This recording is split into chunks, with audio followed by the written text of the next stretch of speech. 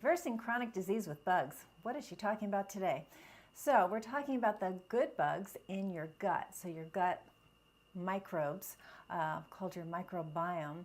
We're talking about the fact that when you look at disease, what are the chronic diseases we're trying to avoid? Heart disease, diabetes, cancer, dementia. These chronic diseases are really profoundly related to our lifestyle. Dr.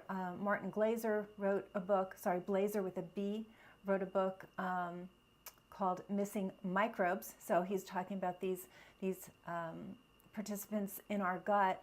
And he went around the world to various insulated places on the planet. One was Papua New Guinea, and found tribes there that were completely insulated. They were off the crossroads of the world completely, and looked at their stool, their poop. And what he found was this incredible diversity. And why it's significant is that these people don't suffer from the chronic diseases that we do in across the world in industrialized nations. And these people didn't have any of that. Okay, you didn't see obesity, you didn't see diabetes, you didn't see heart disease. So he looked at their stool and he found this incredible diversity of microbes that we don't have.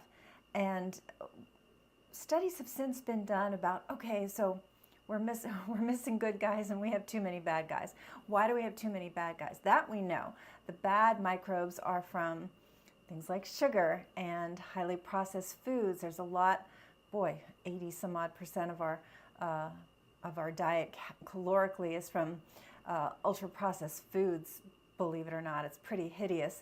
And these are not fostering the growth and the good population of these good microbes that are so protective.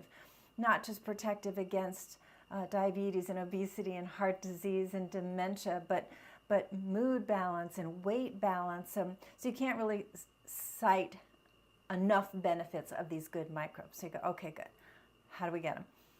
Dietary diversity of foods that are providing nourishment for these microbes. So you're talking about a fiber, so soluble and insoluble fibers that feed these microbes. And you've heard about probiotics and prebiotics. So the probiotics in the capsule, that's one thing, but how much is that probiotic capsule going to make a huge impact on your microbiome if you're taking a capsule a day, versus if you really change your diet and are really ingesting a huge variety of prebiotics, they're called. So these are coming before the probiotics, and these are nourishment, these are food, these are fibers that these good bacteria love. And that's what we want to focus on, is what can you eat day in and day out that is going to keep giving them the food they love. And then you change the environment of your microbiome to this anti-inflammatory, healthy environment versus the pro-inflammatory environment that so many of us have in this country and other industrialized nations as well. So, we want to focus on some basic apples. Apple a day keeps the doctor away. It wasn't bad advice. So apples are high in a fiber that feeds the good bacteria. So are bananas. Now with bananas more on the green side, so not the super overripe, super sweet. But if you like a little bit on the underripe side, then bananas are particularly good in certain fibers. So are asparagus and Jerusalem artichokes. What else was on my list? Oh, how could I forget? I'm Italian. Garlic and onions have wonderful prebiotics in them, as well as leeks and my other favorite, legumes. So beans and peas and lentils have a lot of these fibers in them that feed the good bacteria. So, so if you said, if you kind of looked out your door and you said, okay, there's a healthy population of organisms that if you feed them, they will give you good health. And there's an unhealthy population. You feed them, they're going to make you sick. I mean, it's kind of that simple. So who do you want to feed, right? Do you want to feed the good guys or you want to feed the bad guys? So the foods I just listed are very high in these fibers, and that will give you health, by feeding the good guys. And so you want them regularly in your diet. Also, fermented foods are another source of feeding these good bacteria, like kimchi and sauerkraut and pickles. What else? Miso and tempeh, apple cider vinegar. All of these things are, sorry, just a question just ran by and I didn't see it. Oh, feed the good guys. Yep, you want to feed the good guys. That's exactly right. And these fermented foods are also very, very good. Now, if you're not used to fermented foods, you want to start on a gradient. If you're not used to eating too much in the way of fruits and vegetables, you also want to start on a gradient, because you also have to appreciate that when all you have is bad guys and you have very few good guys, and we do analyses of our patients all the time to assess through a stool test of not only who the bad guys are that are creating issue, but how much good guys are present.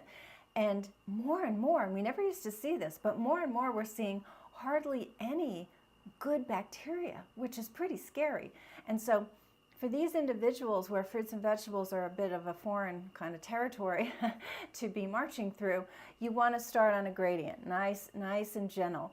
And if you find that raw is a little harsh on your gut, then steam, saute, really cook, well, not the fruit, but, well, yeah, you can have applesauce. You can cook these vegetables and make sure they're cooked enough so that, again, you're just very gradiently increasing the good guys. And that's so important. So it happens over time. You can't just go, okay, tomorrow, that's it. We're on for fermented everything and a huge salad, and then you get a gut ache and you get mad at me. So let's not do that. Let's do it on a gradient. Dr. Will Bulsiewicz talks about plant points. He talks about, getting plant points. I'll have to answer that question later. So Dr. Will talks about plant points, and he's just like, kind of be mindful of, how many servings of plants are you getting? So this includes seeds, and it includes nuts, and it includes all the fruits and vegetables I just listed, all fruits and vegetables for that matter, and legumes. And so you just want to kind of like try to start populating your diet with these plants that have these great fibers that will feed the good guys. So that's what it's all about. Thanks. Oh, you're welcome. So I hope this was helpful, because right now I'm filming this in mid-November. Let's see, question, can acid reflux cause very bad chest pain? It absolutely, acid reflux can cause very bad chest pain, such that people are convinced they're having a heart attack and are going off to the ER. Now, if you have very bad chest pain, you don't necessarily know if it's acid reflux or it's really heart attack. So you do want to make that journey to the ER urgent care and make sure. Sorry, a bit of a diversion here, but it was a good question.